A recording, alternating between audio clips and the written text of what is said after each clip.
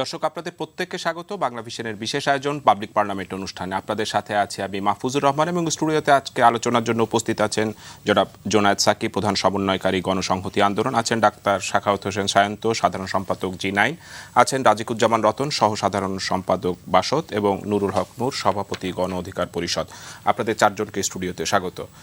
Psaki ভাই, আপনাকে দিয়ে আলোচনাটা শুরু করতে চাই। আপনি জানেন যে জুলাই সনদ স্বাক্ষর হলো, বেশ কয়েকটি দল এখনো স্বাক্ষর করেনি, আশা করা যাচ্ছে তারাও হয়তো এই মাসের মধ্যে স্বাক্ষর করবে।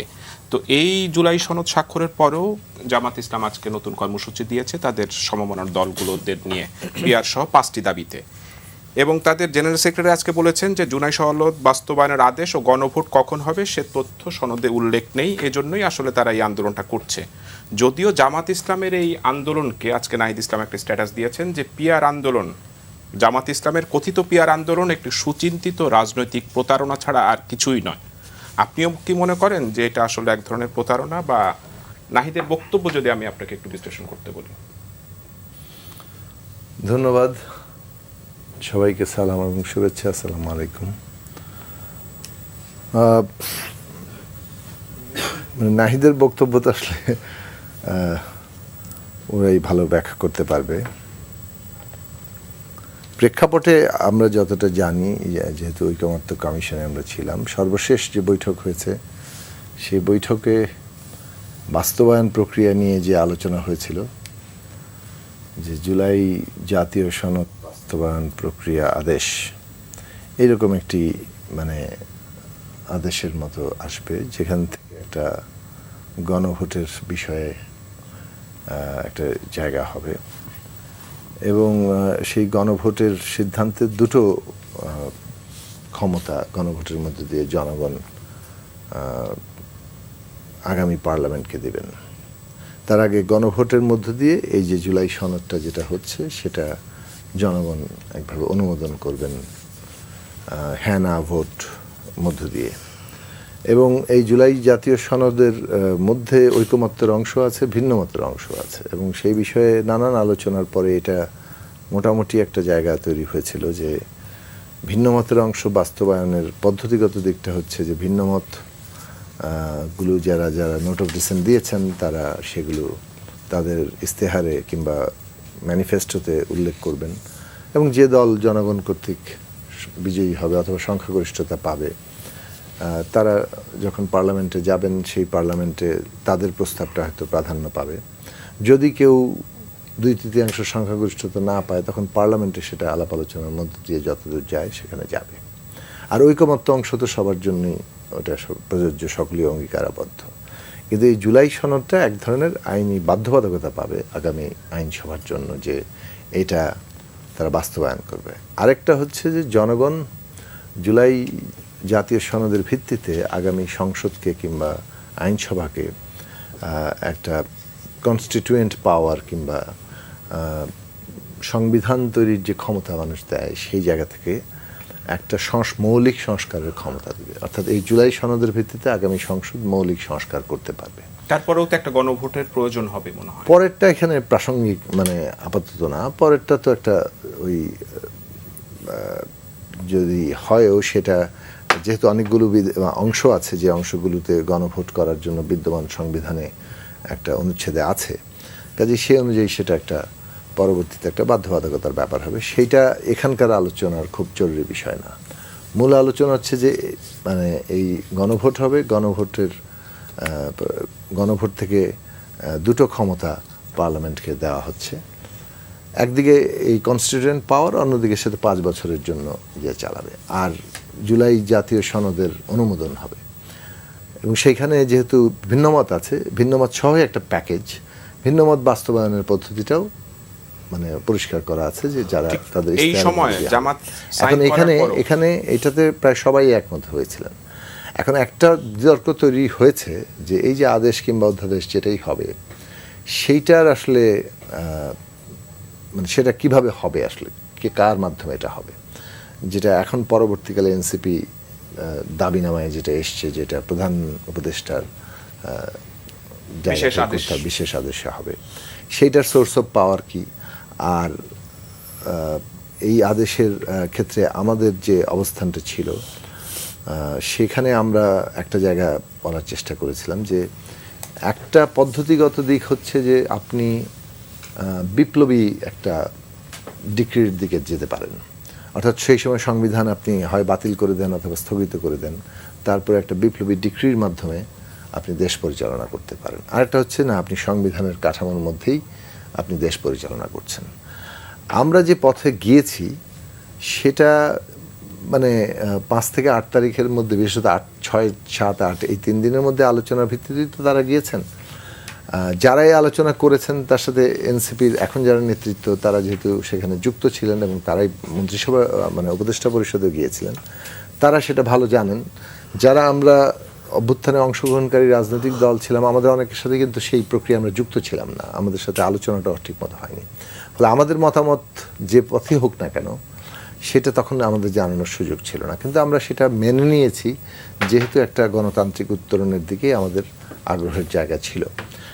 তো যে পথে যাওয়া হয়েছে সেটা হচ্ছে যে যেহেতু একটা বিশেষ পরিস্থিতি উদ্ভূত হয়েছে, এই পরিস্থিতিকে ব্যাখ্যা করা যাচ্ছে না সংবিধানের লিখিত মানে অবস্থান দ্বারা, সেই ক্ষেত্রে এই বিশেষ পরিস্থিতি ব্যাখ্যা করার জন্যই সাধারণত ওই 106 অনুচ্ছেদটা রাখাই হয়েছে এটার জন্য, যে এমন এক পরিস্থিতি যদি উদ্ভূত হয় যেটা সংবিধানের লিখিত বয়ান দিয়ে ব্যাখ্যা করা যায় না, তখন আপনি 106-এর মাধ্যমে আদালতে যেতে পারবেন।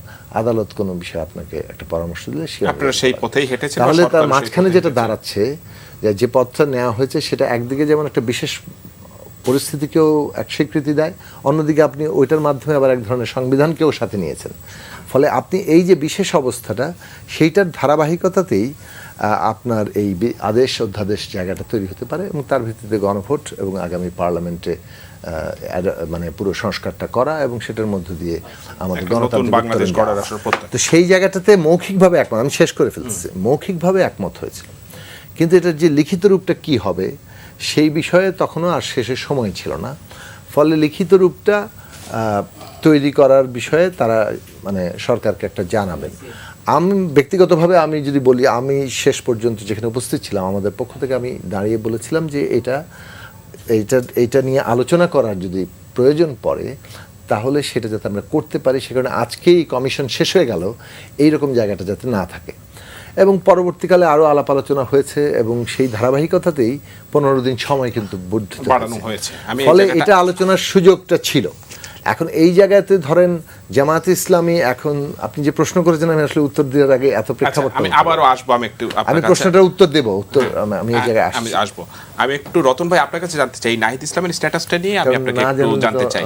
নাহিদ ইসলাম বলেছেন যে আমরা এই ধরনের মৌলিক সংস্কার এবং বৃহত্তর জাতীয় ঐক্যের ভিত্তিতে জুলাই সনদের আইনি কাঠামো তৈরি করার জন্য একটা আন্দোলন গড়ে তুলতে চেয়েছিলাম, কিন্তু জামায়াত এবং তার সহযোগীরা এটা ছিনতাই করেছে। তারা এটা পিআর ইস্যুর মধ্যে সীমাবদ্ধ করে ফেলেছে এবং এটাকে তাদের ক্ষুদ্র দলীয় স্বার্থ উদ্ধারের জন্য দর কষাকষির একটা হাতিয়ার হিসেবে ব্যবহার করেছে। এই মন্তব্যের ফলে কি জামাতের সাথে এনসিপির একটা দূরত্বটা স্পষ্ট হলো, না এনসিপি তার অবস্থানটা খুব জোরালোভাবে রাজনীতির মাঠে দেখাতে পারলো? এর মধ্যে একটা হতাশা বেরিয়ে আসছে যে এনসিপি জামাতের উপর অনেক বেশি ভরসা করেছিল, অথবা জামাত এনসিপিকে অনেক বেশি অভয় দিয়েছিল। সেই ক্ষেত্রে জামাত তার নিজের পথে হেঁটেছে এবং পথের মাঝখানেই এনসিপিকে ছেড়ে চলে গেছে। এটি একটা হতাশা যে জামাত নিজের মতো করে কাজ করলো, করার কথা ছিল সমস্ত ইস্যু নিয়ে, তারা শুধুমাত্র পিআর নিয়েই থাকলো। এটা হলো, আমি বলবো যে অনেক সময় একসঙ্গে চলতে গিয়ে যখন কেউ কাউকে ফেলে চলে যায়, তখনই যাকে ফেলে যে এগিয়ে যায়, পড়ে থাকা মানুষরা অনেক সময় হতাশা ব্যক্ত করে, সেই হতাশার একটা রূপ দেখলাম। ফলে রাজনীতিতে এরকম হয়, জোটবদ্ধ আন্দোলনেও এরকম হয়, জোট ভাঙে, জোট গড়ে, যে উদ্দেশ্যে জোট গঠিত হয় সেই উদ্দেশ্য বাস্তবায়নের আগে কেউ আবার হয় প্রলোভনের হাতছানিতে, অথবা ভয়ে, অথবা নিজেদের মধ্যে বিরক্তির কারণে এই বিচ্ছেদগুলো ঘটে। এরকম জোটবদ্ধ আন্দোলন অনেক কিছু হয়। ফলে এটাকে আমরা মনে করি এটা রাজনৈতিক আন্দোলনের একটা বিষয়। 2 দিন পরে আবার তাদের কাছাকাছিও আসতে পারে, অথবা এটা চিরস্থায়ী দূরত্বের মধ্যেও চলে যেতে পারে। এটা গতির মধ্যে আমাদের এটা দেখতে হবে। কিন্তু প্রশ্ন যেটা এই জায়গায় আসছে যে সংস্কারের যে কথাগুলো এসেছিল, সেই সংস্কারের লক্ষ্য থেকেই তো ঐক্যমত্য কমিশন। সংস্কারের প্রশ্নে প্রত্যেকটা রাজনৈতিক দল তাদের নিজস্ব কিছু ভাবনা আছে, সেই ভাবনাটাকে কিভাবে বাস্তবায়ন করবে তাদের কিছু কর্মকৌশলও আছে। সেটা নিয়ে দফায় দফায় আলোচনা হয়ে শেষ পর্যন্ত 84টা পয়েন্টে তারা ঠিক করেছিলেন। এর মধ্যে প্রায় 19টা ছিল সংবিধান সংক্রান্ত, তারপর আরও অন্যান্য বিষয়গুলো ছিল, এগুলো আমরা সব জানি। সেখানে একটা বিষয় তো একটা জেন্টলম্যান এগ্রিমেন্টের মতো তো অনেক কিছু থাকে আলোচনায়, যে বিষয়গুলোতে আমরা ঐক্যমত হয়ে পোষণ করলাম সেগুলো ঐক্যমত্য কমিশনে যাবে। যে বিষয়ে আমাদের চূড়ান্ত বিরোধ আছে সেগুলো কি ঐক্যমত্য কমিশন একমত হয়েছে বলে ধরে নেবেন? যে বিষয়ে নোট অফ ডিসেন্ট আছে সে বিষয়ে তারা যদি কেউ বলে যে আমি তো এটাতে নোট অফ ডিসেন্ট দিয়েছি, ফলে এটা পালন করার বাধ্যবাধকতা আমার নেই, তাহলে সেটাও কি তাহলে মূল প্যাকেজে যাবে? কিন্তু দেখেন ওই সনদের অঙ্গীকার নেওয়ার প্রথম জায়গায় বলা হলো পূর্ণাঙ্গভাবে বাস্তবায়ন করব। তো এটা তো এখন প্রশ্ন আসে, আমার তো ভাই রাষ্ট্রীয় মূলনীতি নিয়ে ওখানে আমার বিরোধ আছে, আমার তো অনেকগুলো প্রশ্নের নোট অফ ডিসেন্ট আছে, তাহলে পূর্ণাঙ্গভাবে বাস্তবায়ন করবো এটা যদি আমি লিখি, তাহলে হয় আমি এই মানসিকতা থেকে লিখলাম যে যা লিখছি বাস্তবায়ন করলেই কি না করলেই কি, এটা একটা জাস্ট কাগজ, এইভাবে এটাকে দেখা, অথবা আমি কোনো না কোনোভাবে চাপে পড়ে এখানে স্বাক্ষর করা, অথবা এটা এরকম হতে পারে যে আমরা ঠিক আছে পরে দেখা যাবে, পরিস্থিতি বুঝে সিদ্ধান্ত নেব। এই তিনটাই কিন্তু কোনো ভালো পদক্ষেপ নয়। যে কারণে দেখুন, ছোট্ট একটা উদাহরণ দিয়ে বলি, স্বাক্ষর করার পরেও জুলাই আন্দোলনের আহত যোদ্ধাদের দাবির মুখে, চাপের মুখেও কিন্তু আর একটা জিনিস সংযোজিত হয়েছে। তাহলে শেষ করার পরেও তাহলে সর্বশেষ আছে, তাহলে তারপরে কি পুনশ্চ আছে, তারপরে কি বিশেষ দ্রষ্টব্য আছে, এরকম কি থাকবে? তাহলে কোথায় শেষটা হবে, কোথায় স্বাক্ষরটা করবো কোথায়? এই বিষয়গুলো নিয়ে কিন্তু বিতর্কটা ছিল। সেই বিতর্ক আমি একটু আসবো। আমি একটু শান্তনু আপনার কাছে জানতে চাই, এই যে জামাত যে আন্দোলনটা করছে এটাকে নাহিদ ইসলাম বলছে যে রাজনৈতিক প্রতারণা।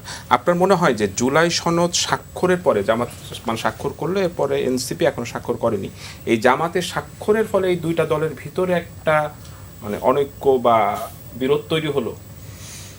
দেখেন, এটা স্পষ্ট হবে জামায়াতের নেতাদের দু একটা বক্তব্য দেখলে। এই কয়েকদিনের মধ্যেই ঢাকা ট্রিবিউনের একটা রিপোর্টের হেডলাইন হচ্ছে আইনি ভিত্তি না দিলে জুলাই সনদের স্বাক্ষর করবে না জামায়াত। জামায়াতের নায়েবে আমির ডাক্তার আবদুল্লাহ মোহাম্মদ তাহের বলেছেন, এটা হচ্ছে শিরোনাম। চ্যানেল আই অনলাইনের একটা রিপোর্টের শিরোনাম এরকম যে জুলাই সনদের আইনি ভিত্তি না দিলে সরকারের বিরুদ্ধে মামলা করবে জামায়াত ইসলামী, এটাও বলেছেন নায়েবে আমির। আজকে জামাতের একজন নেতা বলেছেন যে যদি আইনি ভিত্তিটা না পায় সেক্ষেত্রে তারা স্বাক্ষরটা প্রত্যাহার করে নেবে। এখন এই যে কথাটা শুরুর দিকে, এই যে জামায়াত স্বাক্ষর বলছে কোন মাপের নেতা, কারণ সেক্রেটারি জেনারেল বলছে, সেক্রেটারি জেনারেল তো প্রবলেম ছিল। ওকে, এই যে জামায়াতের শীর্ষ নেতারা স্বাক্ষর করবে না বলে যে স্ট্যান্ডটা নিল, এনসিপিও তো এরকম একটা স্ট্যান্ড নিল যে তারাও স্বাক্ষর করবে না, ফলে তারা একটা জোর পেয়েছিল। এবং এটা যে কোনো রকম আন্ডারস্ট্যান্ডিং ছাড়াই হয়েছে এরকম মনে হয় না এখন নাহিদের কথা শোনার পরে। নাহিদের কথা শোনার পরে মনে হচ্ছে জামায়াত ইসলাম এনসিপিকে তাদের মতো করে ব্যবহার করতে চেয়েছিল, তাদের জোটে তাদের মতো করে নিতে চেয়েছিল, কিন্তু এনসিপির যতগুলা মিটিংয়ের আলোচনার বিষয়বস্তু সংবাদ মাধ্যমে এসছে বা তাদের নেতাদের সঙ্গে কথা বলে আমরা যতটুকু বুঝেছি, তার মধ্যে খুব কম সংখ্যক নেতা জামাতের সঙ্গে জোটের পক্ষে ছিল, কিছু সংখ্যক নেতা বিএনপির সঙ্গে জোটের পক্ষে ছিল, কিন্তু মেজরিটি সংখ্যক কোনো এই দুইটা দলের কারো সঙ্গে জোটে না যাওয়ার পক্ষে ছিল। তো জামায়াত ইসলাম যখন দেখেছে যে তাদের সঙ্গে এই তরুণদের দলটিকে জোটবদ্ধ করে তাদের কথা মতো চালাতে পারছে না, তখন জামায়াত এনসিপির প্রতি তাদের যে ভরসাটা ছিল, তাদেরকে কাছে নেওয়ার যে আকাঙ্ক্ষাটা ছিল, সেইখান থেকে নিজেদের গুটিয়ে নিয়েছে। এবং ওই যে তাদের মধ্যে যে আন্ডারস্ট্যান্ডিং ছিল, তারা উভয় স্বাক্ষর না করে সরকারের উপর একটা চাপ প্রয়োগ করবে বা বিএনপি বা অন্যান্য যে সব দল স্বাক্ষর করতে চায় এই অবস্থায় তাদের প্রতি চাপ প্রয়োগ করবে, সেখানে হোঁচট খেয়েছে। তার ভিত্তিতে খুব ন্যায়সঙ্গতভাবে নাহিদ আজকে বলেছেন জামায়াত সুচিন্তিত প্রতারণা এটা তাদের। এবং এই তরুণদের দল, তরুণ নেতারা জামায়াতের অতীত ইতিহাস বিশ্লেষণ না করবার কারণে এই খুব অল্প সময়ের মধ্যেই হোঁচটটা খেয়ে গেল। জামায়াতের রাজনীতিই হচ্ছে জামায়াত কখনো কারো না, স্বার্থ ফুরলেই বাই বাই। আপনি একদম এই দলটা রাজনীতি করবার অনুমতি বাংলাদেশে পাওয়ার পর থেকে, সেই শেখ মুজিব হত্যাকাণ্ডের পরে জিয়াউর রহমানের সময় যখন রাজনীতি করার সুযোগ পেল, সেই জামায়াত ইসলাম 1986 সালের নির্বাচনে এসে যখন সবাই নির্বাচন বয়কট করার সিদ্ধান্ত তখন হলো, জামাত গিয়েছিল। সেই জামায়াত ইসলাম এরশাদকে বৈধতা দিতে হাসিনার সঙ্গে নির্বাচনে গেল। 95 সনে এই এই ইতিহাসগুলো জামায়াত আমরা একটু ইসলাম জানি, মানে এক বাক্যে বলে দেই, জানলেও মনে করিয়ে দিতে হবে। 95 সালে বিএনপিকে ছেড়ে আওয়ামী লীগের সঙ্গে হাত মিলালো এবং বিএনপিকে নাস্তানাবুদ করলো আন্দোলন করে। 2001 সালে এসে সেই জামাত আবার বিএনপির সঙ্গে জোট করলো, ইলেকশনে করলো, সরকারে গেল, মন্ত্রী হলো। 111 আসার পরে সরকারের 5 বছর যত রকমের মধু খাওয়া যায় সব মধু খেয়ে 111 আসার পরে বললো জামাত একা, বিএনপি একা দুর্নীতিবাজ, আমরা ভালো। তারা সেই দুর্নীতির দায়টা আসলে 5 নেয়নি। বছর তারা একটা শব্দ উচ্চারণ করেনি যে বিএনপি দুর্নীতিবাজ বা খারাপ, তোমরা সংশোধন না হলে থাকবো না। গেল 111। এই যে এইভাবে জামাতের রাজনীতির ইতিহাসই হচ্ছে ভুল রাজনীতির ইতিহাস, বাংলাদেশের অভ্যুত্থান থেকে শুরু করে, এবং প্রতারণার ইতিহাস। সেই প্রতারণার ইতিহাসটা মাথায় না রাখার কারণে এনসিপি খুব অল্প সময়ে হোঁচট খেলো। আমি একটু নূর আপনার কাছে যেতে চাই, আমার বিরতির আগে আসলে মিনিট দুয়েক আমি সময় পাবো, বিরতির পর আবারও আসবো। নাহিদ ইসলামের এই পুরো স্ট্যাটাসটা আপনি দেখেছেন, এই স্ট্যাটাসটি আপনার মন্তব্যটা একটু শুনতে চাই। সাকিবের মতো প্রথম হচ্ছে যে তারা কোন অ্যাঙ্গেল থেকে স্ট্যাটাস দিয়েছে, কি বোঝাতে চেয়েছে, সেইটা তারা ভালো বলতে পারবে। তবে রতন ভাইয়ের কথা অনুযায়ী আবার আমরাও কিছু ধারণা করতে পারি। এটা ঠিক যে গভর্নমেন্টের শুরু থেকে এই জামাত এবং এনসিপির একটা ভালো কেমিস্ট্রি ছিল, এবং এই দল গঠনে জামাত কিন্তু তার এই যে সংসদ ভবনে এখানে অনুষ্ঠান দিয়েছে, জনবল দিয়ে সহায়তা করেছে, ইভেন সমস্ত প্রোগ্রামই এই যে জুলাই পদযাত্রা করলো সেখানেও। কারণ এছাড়া তো এনসিপির তো অল্প সময় এত লোক তৈরি হয়নি, কোথায় লোকজন, এখন একটা প্রোগ্রাম করলে ওই প্রেজেন্সটা কিন্তু করতে পারবে না।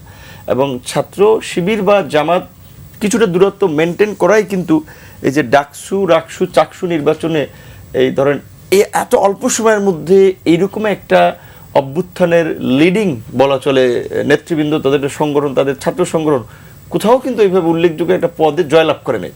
কারণ হচ্ছে তাদের সমর্থন বা শক্তিটা ছিল ছাত্র শিবির বা জামাতের জায়গাটা। সেই জায়গা থেকে অনেক দিনের বোঝাপড়া কেমিস্ট্রি, এখন যেটা মাহফুজ বলেছিল যে আপনার প্রশাসন আমলাতন্ত্র সব জায়গায় বিএনপি জামাতের একটা ভাগ বাটোয়ারা। তো জামাত তো ধরেন বিএনপি রাষ্ট্রীয় ক্ষমতায় ছিল, তারা এখনো যেভাবে একটা বড় দল একেবারে তৃণমূল পর্যন্ত সুসংগঠিত, তারা যেভাবে যে জায়গায় অ্যাক্সেসটা পাবে জামাত তো এটা পাবে না। তো ওইটা পাওয়ার জন্য জামাত তাদের দলীয় অ্যাডভান্টেজ প্লাস এনসিপিকেও ব্যবহার করছে। এখন ধরেন তাদের হিসাব নিকাশ মেলে নাই, এখন ভিন্ন পজিশনে আছে, বিশেষ করে জুলাই সনদকে কেন্দ্র করে তারা একটা একই জায়গায় থাকতে চেয়েছিল, আমাদেরকেও আমাদের সাথে আলাপ আলোচনা করেছিল। কিন্তু আমরা সবসময় একটা কথা বলেছি যে বাংলাদেশে এই জুলাই সনদকে কেন্দ্র করে এখন যদি নতুন বিভাজন বা সংকট তৈরি হয়, সেটা দেশকে আরেকটা বিপর্যয়ের দিকে নিয়ে যাবে। কিন্তু এনিহাও আমাদেরকে ঐক্যমতে পৌঁছাতে হবে। এখানে সাকিব ভাই আছে, সাকিব ভাই আমরা বিহাইন্ড দ্য সিন বিভিন্নভাবে সমঝোতা করার, এক জায়গায় আনার, দাবি দেওয়া মানার পেছন থেকে অনেক কাজ করেছি। ঐক্যমত কমিশনের চেয়ে আমরা ঐক্য আসার জায়গায় অনেক কাজ করেছি। তো এই যে একটা ঐতিহাসিক আপনার সনদ একটা স্বাক্ষরিত হয়েছে, সে ডিভিশন থাকবেই, মতভেদ থাকবে। ভাই যেটা বলেছে নোট অফ ডিসেন্ট, এইখানে ধরেন 31টা দল জোট আলাপ আলোচনা করার পরে 2টা দল কিংবা 3টা দল কিংবা একটা দল যদি একটা বিষয়ে নোট অফ ডিসেন্ট দেয়, মেজরিটির কারণে তো এটা পাস। শুধু ওই নোট অফ ডিসেন্টার তখন আমি মনে করি ফ্যাক্টর হয় না। সেইখানে এই জুলাই সনদে স্বাক্ষর না করাটা, এটা হতে পারে তারা আলোচনায় থাকার জন্য একটা ভূমিকা নিয়েছে, আর তারা চেয়েছিল জামাত সেখানে থাকতে। তো জামাত তো একটা পরিপক্ক দল, জামাত তো তাদের দিকে হাঁটবে না।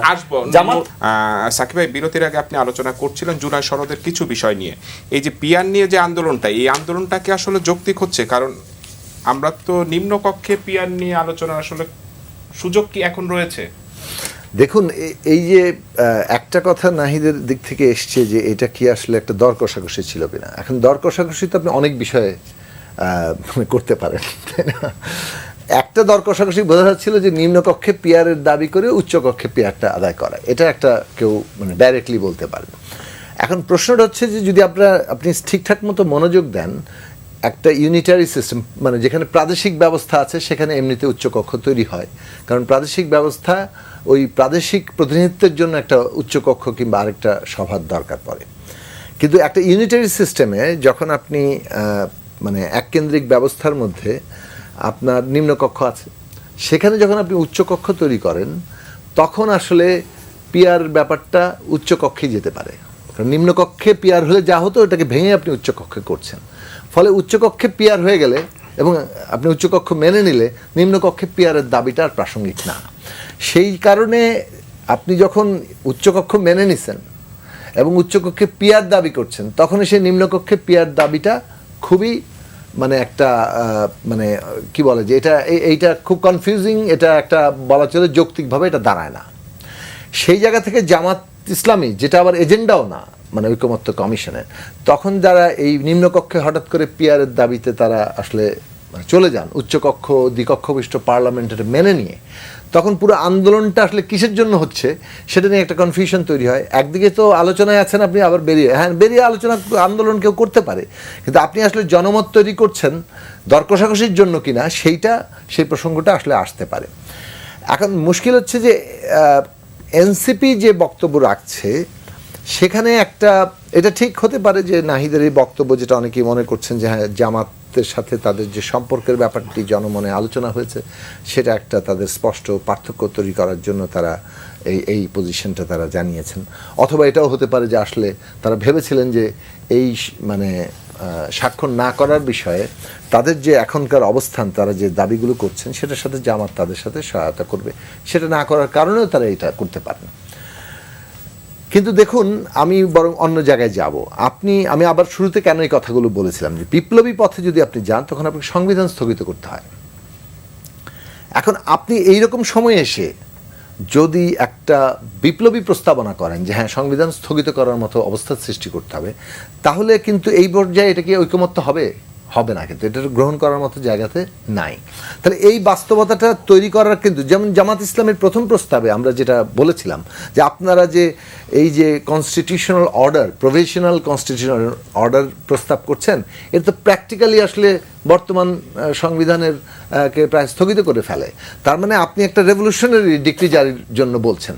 এই বিপ্লবী ডিক্রি জারির বাস্তবতাটা কিন্তু না। এটা আপনি 5 তারিখে মানে যদি সবাই একমত হতো করতেন, কিন্তু সেইটা এই মুহূর্তে এসে যে রিয়ালিটিতে আমরা আছি সেখানে এই ধরনের একটি প্রস্তাব নিয়ে আসা, তাহলে এটা মানে একটা বড় ধরনের সংকটের জন্ম দিবে, এমনকি নির্বাচনী আদৌ হবে কিনা সেই আশঙ্কা সৃষ্টি করতে পারে। ফলে জামাত ইসলামী কিন্তু ওই জায়গা থেকে সরে এসেছিল এবং তারা দুটো বিষয়ে এসেছিল যে হ্যাঁ গণভোটের মধ্যে দিয়ে সমাধান হবে, যেটা তাদের দ্বিতীয় প্রস্তাব ছিল, এবং আমরা আগামী সংসদকে কনস্টিটিউয়েন্ট পাওয়ার দেব, যা আগে বললাম।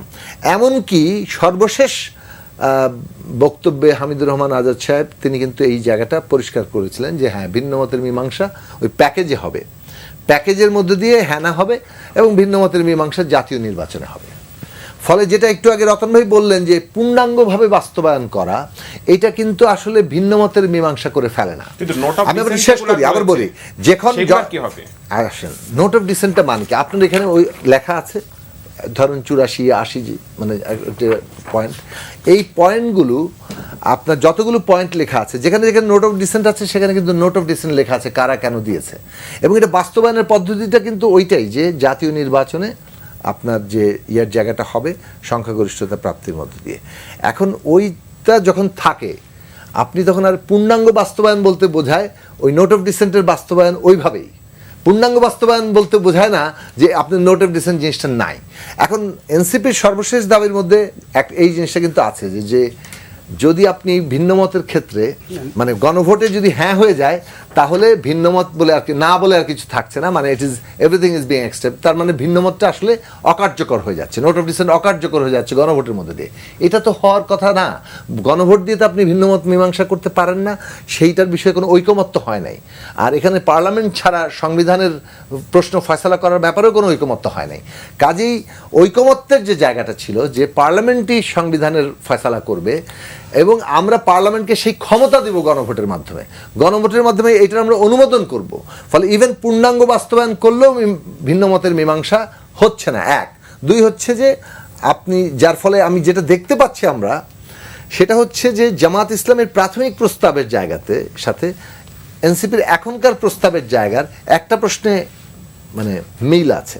এখন যতই দূরত্ব তৈরি হোক, রাজনৈতিকভাবে আমরা যে আলোচনাটা সবসময় করেছি যে দেখুন আমরা মাঝের যে পথটাতে এসেছি, বিপ্লবী পূর্ণাঙ্গ বিপ্লবী পথ না, আবার একেবারে পূর্ণাঙ্গ সাংবিধানিক পথ না, মাঝামাঝি, যেখানে এই বিশেষ বাস্তবতাকে আমরা অনুমোদন করছি আবার সংবিধানকে আপনি সাথে রাখছেন। এই বিশেষ বাস্তবতার এবং এই সংবিধানকে সাথে রেখে বিপ্লবী আকাঙ্ক্ষার সর্বোচ্চটা যতটা আমরা অর্জন করতে পারি সেটাই আমাদের অর্জন করার পথে যাওয়া দরকার। এবং যা যা আপনি অর্জন করতে চাচ্ছেন তার অধিকাংশ আপনি অর্জন করতে এর মধ্যে পারছেন। যেটা আপনি পারছেন না, হ্যাঁ কিছু কিছু বিষয় এখনো নোট অফ ডিসেন্ট আছে। খুব ভালো হতো বিএনপি যদি উচ্চকক্ষে পিয়ার মেনে নিত। তত্ত্বাবধায়ক সরকার গঠন নিয়ে 3টা পদ্ধতির মাঝখানে যে একটা র্যাঙ্ক চয়েস পদ্ধতি আছে সেটা যদি আমরা একমতে আসতে পারতাম তাহলে অনেকগুলো প্রশ্নের নোট অফ ডিসেন্ট কিন্তু অতিশয় ক্ষুদ্র। আমি সেক্ষেত্রে আমাদের আর এই নোট অফ ডিসেন্ট ব্যাপারটাই আসলে হয়তো প্রয়োজন পড়তো না। আমি রতন ভাই আপনার কাছে একটু জানতে চাই যে এই যে জুলাই সনদের ব্যাপারে রাজনৈতিক বিষয়গুলো আসলে প্রাধান্য পাচ্ছে, কিন্তু আমরা তো দেখলাম শিক্ষা নিয়ে একটা কমিশন হয়েছিল, স্বাস্থ্য নিয়ে হয়েছিল, নারীদের নিয়ে হয়েছিল, শ্রম খাত নিয়ে হয়েছিল। এই বিষয়গুলোর ব্যাপারে কি খুব বেশি সুফল আমরা দেখতে পেলাম? প্রান্তিক মানুষ আসলে জুলাই সনদ দিয়ে কি পাবে? প্রথমত শিক্ষা নিয়ে কোনো কমিশন হয়নি, এক। 2 নম্বর যে জুলাই কমিশন, ঐক্যমত্য কমিশন, 6টা কমিশনের বিষয় নিয়ে আলোচনা করার কথা ছিল, পরে সেখান থেকে পুলিশ কমিশনকে আবার সরিয়ে দেওয়া হয়েছে। তার মানে আলোচনা ছিল 5টা সংস্কার কমিশনের সুপারিশ। কিন্তু শেষ পর্যন্ত কেন্দ্রীভূত হয়েছিল যে বর্তমান রাষ্ট্রটা কীরকম জায়গায় আছে এবং ভবিষ্যতে কোথায় যাব এই নিয়ে আলোচনায়। ফলে আলোচনাটা কেন্দ্রীভূত হলো কয়েকটা জায়গায় এবং কয়েকটা বিষয় সম্পূর্ণভাবে আলাদা হয়ে গেল। আচ্ছা, বাংলাদেশের যদি রাজনীতির কথা ভাবি, অর্থনীতির কথা ভাবি, ভবিষ্যতের কথা ভাবি, কৃষকদেরকে বাদ দিয়ে সেটা ভাবা যাবে? তো কৃষি নিয়ে কোনো আলোচনা এখানে আছে? আচ্ছা, বাংলাদেশের উৎপাদন, জিডিপি, মাথাপিছু আয় সব আমরা বড় বড় অঙ্কে ফিগারে বলি, শ্রমিকদের বাদ দিয়ে সেটা হবে? এই পুরো আলোচনার মধ্যে শ্রমিকদের বিষয় কিছু আছে? নাই। আচ্ছা, বাংলাদেশের ভবিষ্যৎ যদি ভাবি তাহলে আমাদের দুটো জিনিস ভাবতে হবে, শিক্ষা এবং স্বাস্থ্য। তা শিক্ষা এবং স্বাস্থ্য নিয়ে কি কথাটা এখানে আছে? নাই। এমনকি নারী বিষয়ক একটা কমিশন হয়েছিল, সেই কমিশনের সুপারিশ আলোর মুখ দেখার আগেই সেটাকে অন্ধকারে ঢুকিয়ে দেওয়ার যে চেষ্টাটা ছিল সেগুলো আমরা এখানে দেখি নাই। ফলে আমরা ধরে নিয়েছি যে এটা আলোচনা হবে মূলত রাজনৈতিক, এবং এটা রাজনৈতিক দলসমূহের ঐক্যমত্য কমিশন। এটা কিন্তু জাতীয় ঐক্যমত্য কমিশনের পরিবর্তে এইভাবে বললে ভালো হতো। আর রাজনৈতিক দলগুলোর একমত হওয়া তো অনেক বিষয়ে ভিন্নতা আছে। যেমন ধরুন, স্বাধীনতার প্রশ্নে সবার মত একরকম নয়, ফলে এখানে একমত হতে পারে না। ফলে আমরা এখন বললাম যে আমরা যখন বলছি বাংলাদেশের ভবিষ্যৎ বা বাংলাদেশের ভবিষ্যৎ করণীয়, তখন প্রথমে স্বীকার করে নিচ্ছে বাংলাদেশটা আউট অফ দ্য ব্লু আসে নাই, আসমান থেকে পড়ে নাই, আকস্মিক হয় নাই, তার একটা ইতিহাস আছে গড়ে ওঠার। সেখানে কি আকাঙ্ক্ষা ছিল, সাম্য, মানবিক মর্যাদা, সামাজিক সুবিচারের প্রশ্ন আসছিল। তো সেগুলোকে যদি আমি ইতিহাস যদি আলোচনা করি, যদি ঐক্যমত্য কমিশন ইতিহাস আলোচনা করতে তাহলে ইতিহাসকে আলোচনা করতে হবে। কারণ ইতিহাস আলোচনা করতে গেলে ইতিহাসের কিছু কিছু জিনিস আবার বাদ দিয়ে দিচ্ছি। এটা নিয়ে একটা ডিবেট, ইতিহাসের কোন অংশটা বাদ দিতে চাই আর কোন অংশটাকে এখানে গুরুত্বপূর্ণ করে তুলতে চাই। ফলে ঐক্যমত্য কমিশন শুরুতেই কিন্তু একটা বিরোধ সৃষ্টির কমিশনে রূপান্তরিত হয়ে গেল। ফলে আমরা মনে করলাম যে তা ঠিক আছে, আলোচনা তো হতেই পারে, রাজনৈতিক দল যখন একসঙ্গে বসবে রাজনৈতিক আলোচনা তো হবেই। তাহলে সবচেয়ে ভালো কি হতে পারতো, যে যে বিষয়গুলোতে একমত হয়েছি সেইগুলো নিয়ে কমিশনের সুপারিশটা হোক। যেমন নির্বাচনের পদ্ধতিটা কি হবে, তত্ত্বাবধায়ক সরকার নেওয়া হবে, একমত। বলা হচ্ছে অভ্যুত্থানকে আইনি স্বীকৃতি দিতে হবে, সাংবিধানিক কন্টিনিউটি রক্ষা করতে হবে, ফলে সংবিধানের 7 ক এবং খ বাতিল করতে হবে, একমত। আচ্ছা, তারপরে কি যে কোনো একজন প্রধানমন্ত্রীর যে তার সময়সীমা 10 বছরের বেশি হবে না, বিএনপি আপত্তি সত্ত্বেও এটা মেনে নিল, ঠিক আছে, একমত। তাহলে যদি এরকম হতো সুপারিশে আমরা যে বিষয়গুলোতে একমত হয়েছি সেগুলোকে উপস্থাপন করা, তাহলে এইখানে যেখানে আমার চূড়ান্ত দ্বিমত আছে, যেখানে আমার নোট অফ ডিসেন্ট আছে, সব মিলিয়ে তাহলে প্যাকেজ হবে কেন? তাহলে ঐক্যমত কমিশন এই 7 মাস এই কাজ করার কী মানে থাকলো? এরকম একটা। তারপরে বলছে যে এর উপরে কিন্তু কোনো প্রশ্ন তোলা যাবে না, এটা নিয়ে আদালতে যাওয়া যাবে না। আচ্ছা, ভবিষ্যতে যে জটিলতা হবে কিংবা এখনই 1 বছরের মধ্যে আমাদের অভ্যুত্থানের প্রত্যাশাগুলো কিভাবে ফ্যাকাশে হয়ে গেছে, বিবর্ণ হয়ে গেছে, রক্তশূন্য হয়ে গেছে এরকম বলছি। তো রক্তশূন্য তো এমনি এমনি হয় না, কেউ না কেউ রক্ত ছাক করে নিয়েছে। তো সেই ক্ষেত্রে নানা ধরনের কথাবার্তা আছে। মানুষের মধ্যে যে প্রত্যাশাটা মার খেলো, কেন মার খেলো, এগুলো নিয়ে যদি কথা থাকে, তারপরেও যদি আমরা বলি যে হ্যাঁ এই একটা কমিশন করেছি, কমিশনের যে আলোচনাগুলো করেছি এটা নিয়ে আদালতে প্রশ্ন তোলা যাবে না, তার মানে কি আমি আতঙ্কে আছি যে প্রশ্ন তুললে বিপদে পড়ে যাব? অথবা আমি আমার বর্তমানের কাজ এটা দিয়ে আমি ভবিষ্যতের দরজা বন্ধ করে দিতে চাই? আচ্ছা, যদি প্রশ্ন তোলা যাবে না এরকম লিখি, কি মানে থাকবে? শেখ হাসিনা বলেছিল না, শেখ হাসিনা এবং তার পরিবার পোষ্যদের সুরক্ষা আইন, সেই সুরক্ষা আইন কি তাকে সুরক্ষা দিতে পেরেছে? ঠিক এই জায়গাটায় আমি- ফলে আমরা এই জন্য বলছি কনসেনসাসটা খুব গুরুত্বপূর্ণ, কালচারটা গুরুত্বপূর্ণ, কন্টিনিউটিটা গুরুত্বপূর্ণ। কনসেনসাস তৈরি করার জন্য আলোচনা করেছি, আর কালচারটা থাকতে হবে গণতান্ত্রিক, এবং আমরা যে আলোচনা করলাম সেটা যেন কন্টিনিউ করে পরবর্তী নির্বাচনের পরে। মানে শান্ত ভাই, এই যে আদালতে প্রশ্ন তোলা যাবে না, এই জুলাই সনদে তো দায় মুক্তির একটা কথাও বলা রয়েছে, এর আগেও দায় মুক্তির অনেক উদাহরণ কিন্তু বাংলাদেশে রয়েছে। এই দায় মুক্তি কোন প্রক্রিয়া হবে সেটাও কিন্তু জুলাই সনদে স্পষ্ট না। এটা নিয়ে কি ভবিষ্যতে কোনো জটিলতা তৈরি হতে পারে? কোন ভবিষ্যতে? আগামীতে শেখ হাসিনা 16 বছরের বেশি সময় ছিল, সংবিধানে যা খুশি তাই ঢুকিয়েছে। মুক্তিযুদ্ধের চেতনার নামে হাবিজাবি ঢুকিয়েছিল, চেতনার ব্যবসা করার জন্য। তার পরিবার, টেরিটরি সব রক্ষার জন্য অনেক কিছু ঢুকিয়েছিল, এবং সে যে রক্ষা কবচ তারা তৈরি করেছিল সেটা অক্ষুণ্ণ ছিল 5 আগস্ট পর্যন্ত। 5 আগস্ট যখন হাসিনা পালিয়ে গেল, সঙ্গে সঙ্গে ওই সব ধারা পালিয়ে গেছে। আদালতের মাধ্যমে নতুন একটা সিদ্ধান্ত নিয়ে এসে নতুন বাংলাদেশ চলছে।